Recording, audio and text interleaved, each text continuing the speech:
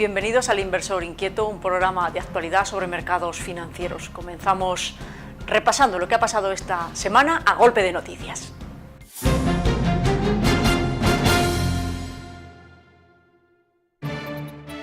Los consumidores han pagado 11.823 millones de euros desde 2003 a través de sus recibos de la luz para financiar el déficit del sistema eléctrico, que asciende actualmente a 26.062 millones de euros, según los datos publicados esta semana por la Comisión Nacional de Energía.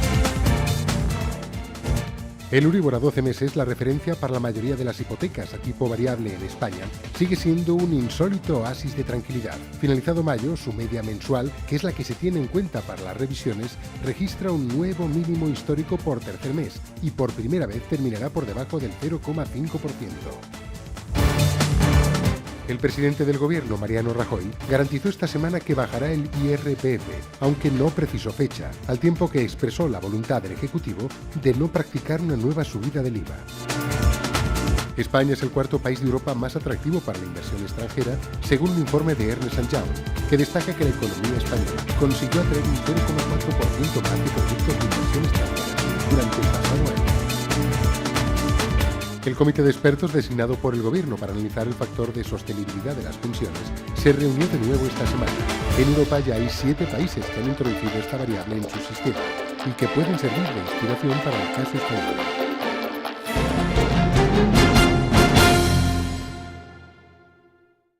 Esta semana, primera semana del mes de junio, en todas las sesiones, en la suma de todas ellas, los principales índices del mundo han recortado, aunque el que más lo ha hecho es el índice Nikkei, que se ha dejado un 6,51%. Datos macroeconómicos muy importantes en todos los continentes, como sucede siempre a comienzos de cada mes, para reflejar lo que ya sabemos, que la economía americana tiene sus limitaciones importantes. Hemos visto cómo les aumenta el déficit comercial, cómo baja la actividad manufacturera. En Europa se confirma lo que ya sabemos, y es que seguimos en esa recesión con problemas que habrá que ir viendo si se van solucionando poco a poco. Y la cita más importante, de la que se esperaba algo, era la reunión del Banco Central Europeo. Mario Draghi decepcionó, no ha puesto encima de la mesa ninguna medida para reactivar la financiación de las empresas, ni tampoco se prevé que pueda hacerlo en un plazo corto de tiempo. Ha puesto deberes a España, le ha dicho al gobierno español que tiene que bajar los impuestos, recortar los gastos, y esto contrasta con lo que desde Bruselas le han dado al gobierno esta semana, le han indicado que tiene que llevar a cabo en los próximos meses, entre lo que se apuntaba que eran posibles subidas del IVA, donde el gobierno se lo pensará mucho porque no tiene mucho margen de maniobra, aunque bien es cierto que posiblemente el consumo indirecto, los impuestos indirectos sean en los que tenga algún margen, pero no hay demasiado. Por tanto, una semana en líneas generales complicada para las bolsas, como les decía, con recortes generalizados.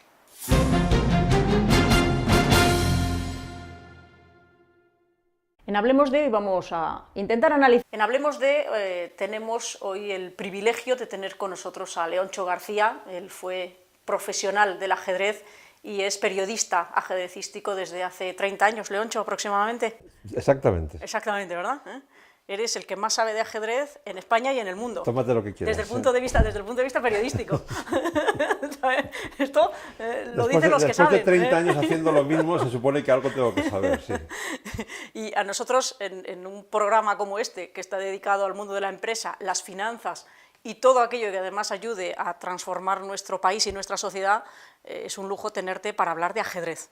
Gracias. Y ajedrez con esas, no tanto como profesionales, sino en esas aplicaciones sociales que tú ves muy claras ya al mundo de la empresa y que creo que es muy importante que todos nuestros espectadores lo vean, ¿no? Empezamos, si quieres, por la empresa. ¿Cómo ves ajedrez empresa? Bueno, yo creo que una persona que tenga que tomar decisiones críticas prácticamente cada día en su vida, por ejemplo, una persona que dirija una empresa, y un ajedrecista, en realidad hacen lo mismo. Los dos tienen que tomar decisiones difíciles cada día, generalmente con rapidez y generalmente bajo presión. Lo que cambia es el tipo de presión cada uno, pero básicamente hacen lo mismo. Por tanto, para la persona que dirige una empresa, seguro que le resultaría muy útil saber cómo un ajedrecista tiene automatizado el proceso mental de tomar una decisión. Puede haber un problema en que muchos ajedrecistas son incapaces de explicar eso con palabras, pero otros sí pueden hacerlo. Lo que pasa es que este edificio está todavía en mantillas, en cimientos, está sin construir.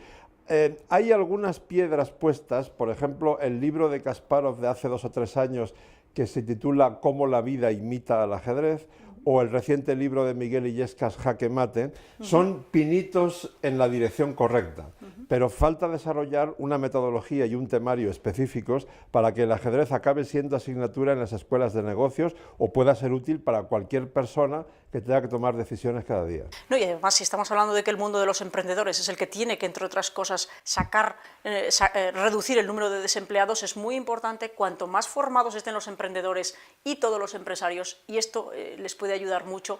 Y estoy pensando al hilo de lo que estás diciendo, que esto hay que empezar desde las escuelas, Leoncho. Es decir, uno no puede llegar a improvisar, es decir, puedes hacerlo, por poder se puede, pero si empezamos en las escuelas, y es otra aplicación social que tú defiendes claramente, mejor iremos, ¿no? Hombre, sin duda alguna, pero es que aparte de eso no estamos hablando de hacer una revolución pedagógica o algo que, digamos, está por descubrir. Desde hace 120 años hay muchos estudios científicos realizados en países de regímenes políticos opuestos. En su inmensa mayoría llegan a la misma conclusión. La práctica frecuente del ajedrez desarrolla la inteligencia, es especialmente indicado para los niños y además mejora su rendimiento académico, sobre todo en matemáticas y en comprensión lectora. Desarrolla otras muchas cualidades, como tú bien decías, cuanto más pequeños mejor. Las últimas tendencias son algo maravilloso. Yo he tenido el privilegio hace poco de ver muy de cerca en Bogotá y en Montevideo la aplicación del ajedrez como herramienta pedagógica a niños de 2 a 5 años. Es impresionante cómo les enseñan geometría, o sea, aprenden cómo son las diagonales, las horizontales, las verticales, la memoria espacial, sin darse cuenta. Los niños creen que están jugando, es que es lo correcto. Pero el profesor, pues naturalmente tiene la habilidad necesaria para que mientras juegan al ajedrez están aprendiendo cosas tremendamente útiles, cómo clasificar las cosas, cómo ponerlas en orden, en fin, es el llamado método transversal que se puede aplicar con niños mayores, con adolescentes y con adultos en otros campos, no solo en matemáticas. Por ejemplo, un profesor de historia que explique la historia universal en paralelo o mezclada con la historia del ajedrez, que tiene más de 1500 años documentados, seguro que en un colegio donde todos los niños juegan al ajedrez, esos alumnos van a estar más motivados en clase. Y por supuesto también se puede aplicar a colectivos con enfermedades, ¿verdad? E incluso, bueno, pues otro tipo de colectivos con problemas que, qué duda cabe, es una manera de ayudarles, ¿no? Yo he contrastado ya con más de 200 neurólogos que la práctica frecuente del ajedrez retrasa el envejecimiento cerebral y podría retrasar o incluso prevenir el Alzheimer.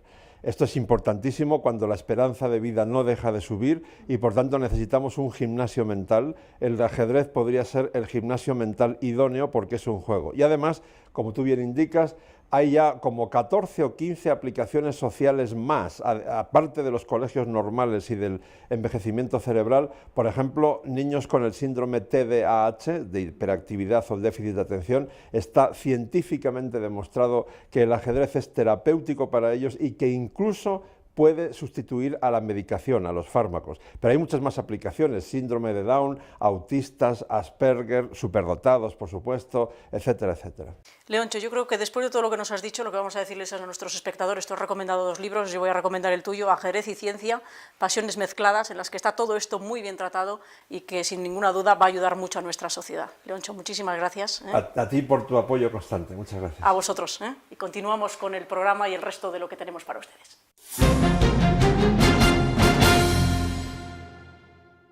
En esta sección del programa queremos destacar la atención de los inversores sobre las diferentes clases de activos en los que puede invertir y la forma más eficiente con las que puede llegar a ellos. Hay que destacar que, en primer lugar, tras la planificación patrimonial que ha tenido que hacer el inversor, se tienen que trasladar los objetivos personales de esa inversión a parámetros de inversión, y estos, lógicamente, a una distribución estratégica de activos que pueden ser empresariales, inmobiliarios o financieros, que concreten las inversiones que se han de realizar con el patrimonio del inversor. Así surge un concepto muy claro, que es el concepto de clase de activo, que es un grupo común de activos invertibles que tienen unas características similares en cuanto a rentabilidad esperada, factores de riesgo y que les afecten de forma similar una serie de variables, unas variables económicas para todas en el mismo caso. Si entonces nos centramos en los activos financieros, hay que destacar que son tres los más importantes: los activos del mercado monetario o activos sin riesgo, activos que fluctúan muy poco, la renta fija, los bonos están incluidos dentro de esta categoría, y el tercer gran bloque de activos financieros son la renta variable, la bolsa, las acciones. Por lo tanto, el inversor, siempre de acuerdo al perfil de riesgo que adopte y siempre de acuerdo a los objetivos que marque con su dinero, con su patrimonio, ha de distribuir su patrimonio dentro de estos tres grandes bloques de activos, y para ello ha de elegir el producto que sea más eficiente, que es el fondo de inversión, por tres razones. Primero, por la fiscalidad; segundo, por el tema de la liquidez; y tercero, por la seguridad jurídica que aporta este producto financiero. Finalmente, recordarles que las rentabilidades que obtengan en sus carteras van a depender de los activos que elijan, por tanto presten mucha atención en ello. Y con esto nada más, gracias por su atención y hasta la semana próxima.